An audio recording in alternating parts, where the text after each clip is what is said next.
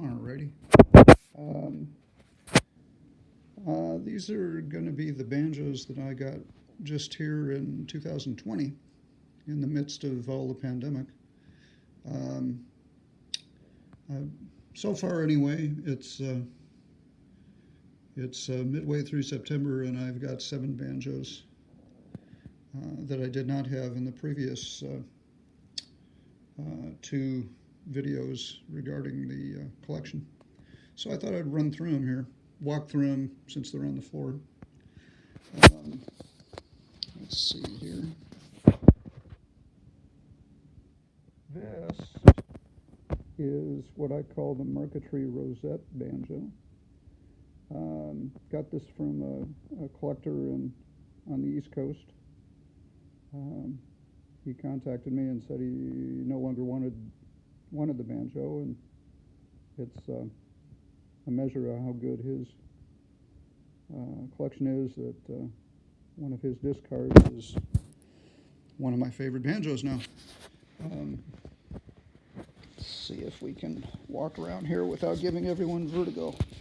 Some really fantastic marquetry on the neck. Figure this is probably 1860s, 1870s. It's hard to tell exactly with a lot of these old banjos. I would say sometime in the 1870s. Let's see, there we go. It's got some really beautiful rosettes on the side.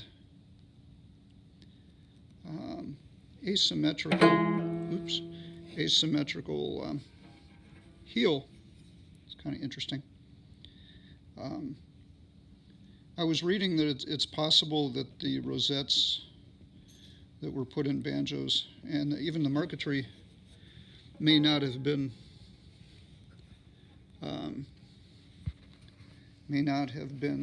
made by the same person that made the banjo, because apparently you could buy rosettes and marquetry from furniture distributors and people that supplied the furniture industry. But regardless, it's a pretty stunning banjo.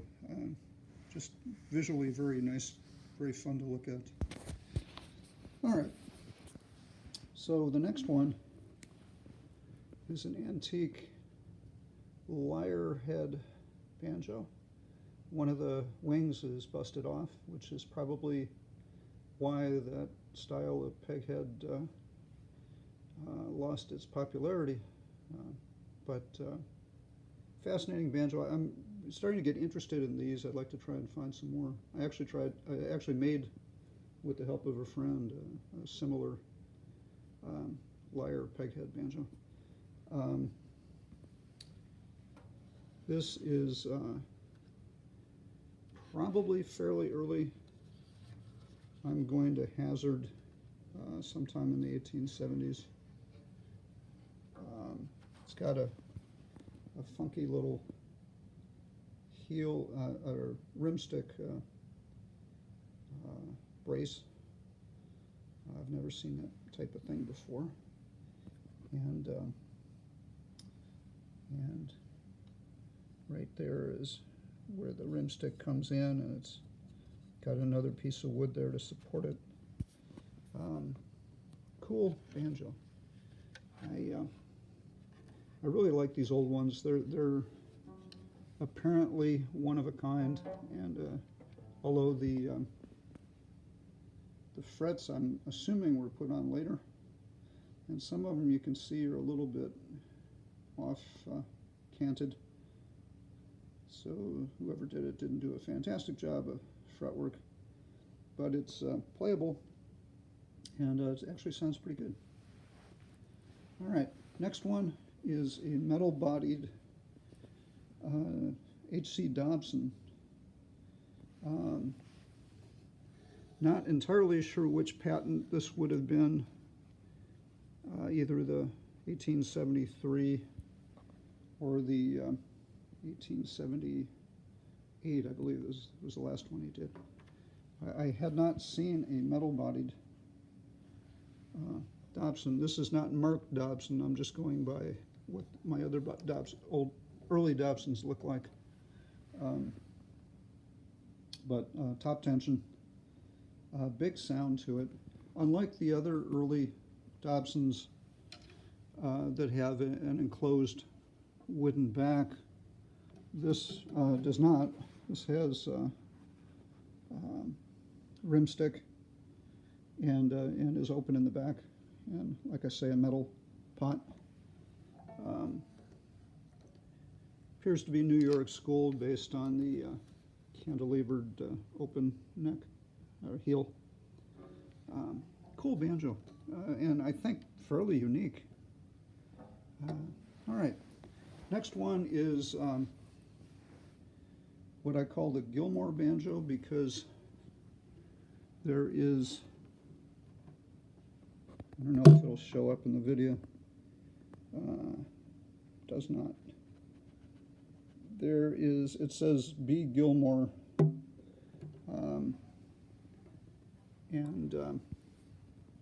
so I'm assuming that's the maker. It's beautiful bird's eye maple neck, and the undercut neck, which I always call New York School, I don't know if that's correct, is a little bit more elaborate than most of the others that I see. It does not have a rim stick, which is interesting. What it has is a bolt, and if you look under the plate, down in there, there's a nut that the bolt screws into. And this piece of wood seems a lot less finished than everything else, so this may have been a later piece of wood. I don't know. But like I say, just a stunning neck. You don't often see bird's eye maple necks that are that elaborate. Big sound to it too. It's a large banjo. Sorry for moving the thing around. All right, the next banjo is what I call the flower banjo because of the unique flower decals along the pot. And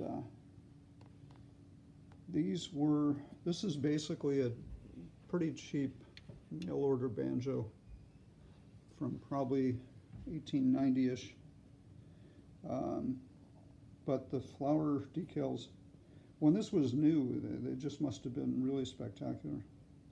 And they're still pretty nice once I cleaned them up. But you could tell they're faded. But visually pretty even now.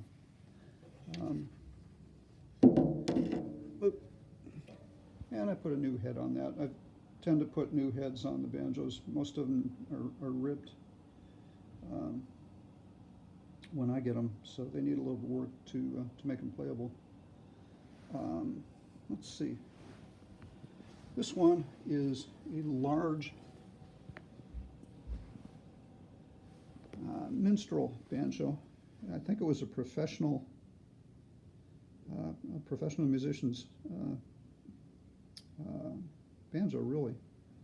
It's probably 1860-ish. It's got flush frets and tuners.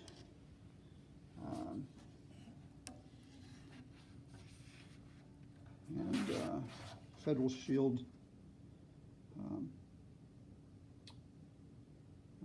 shoes, and those are decorative rivets in between all the hooks. Big banjo and a large, heavy rim stick for twirling it around if you were performing. I was lucky to get this one. It's a very special banjo. Okay, the next one is a banjo I just acquired about a week ago, and I'm working on it, trying to get it trying to get it playable.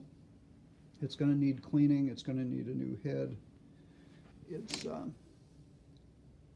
got a interesting peghead shape that I have been told is representative of the Scottish thistle. The theory goes, from what I've seen online, the theory of it, this is actually a Scottish banjo. Metal on the first part, I think that's copper. 1, 2, 3, 4, 5, 6. Fifth peg is down at the 7th fret. I've got blue tape on this because I need to spray. The nuts are all frozen. I need to spray in there with some WD-40. So that's before I can get the head off, and I need to polish. This may even be copper for all I can tell at this point. Interesting way that the there's metal all around the fifth peg there. But also, if you see the interesting shape of the neck, I've been told that's called a lady's leg neck.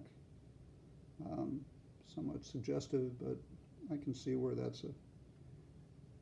could be believable. Anyway, so that's going to be the next project banjo. I have got some work to do before that's playable, but I think it ought to be pretty nice. So there is a visual representation of the banjos that I've collected in 2020 so far, and that is the third official collecting video that I have. The other two are about banjos I have collected earlier, and that's the latest. Hope you enjoyed the walkthrough.